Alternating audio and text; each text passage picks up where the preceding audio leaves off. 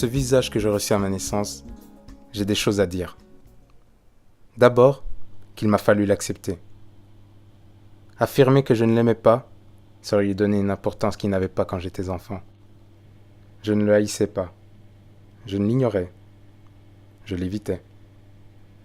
Je ne regardais pas dans les miroirs.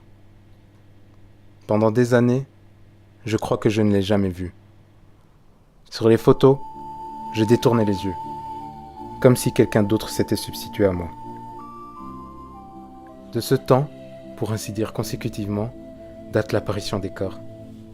Mon corps, le corps de ma mère, le corps de mon frère, le corps des jeunes garçons du voisinage avec qui je jouais, le corps des femmes africaines dans les chemins, autour de la maison, ou bien au marché, près de la rivière, leur stature, leurs seins lourds, la peau luisante de leur dos, le sexe des garçons, leurs glands roses circoncis, des visages sans doute, mais comme des masques de cuir, endurcis, couturés de cicatrices, de marques rituelles.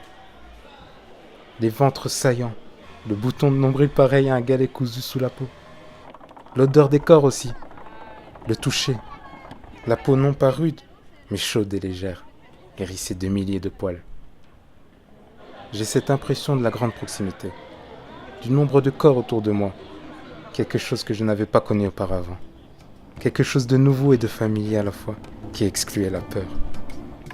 Tout être humain est le résultat d'un père et une mère.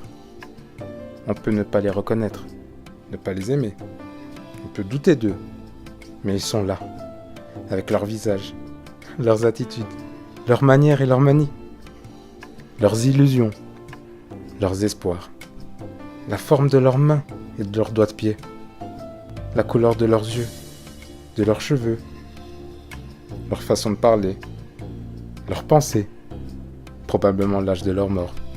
Tout cela est passé en nous. J'ai longtemps rêvé que ma mère était noire. Je m'étais inventé une histoire, un passé, pour fuir la réalité de mon retour d'Afrique.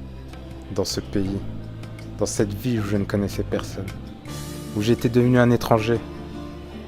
Puis j'ai découvert, lorsque mon père, à l'âge de la retraite, est revenu vivre avec nous en France, que c'était lui l'Africain. Cela a été difficile à admettre. Il m'a fallu retourner en arrière, recommencer, essayer de comprendre. En souvenir de cela, j'ai écrit ce petit livre.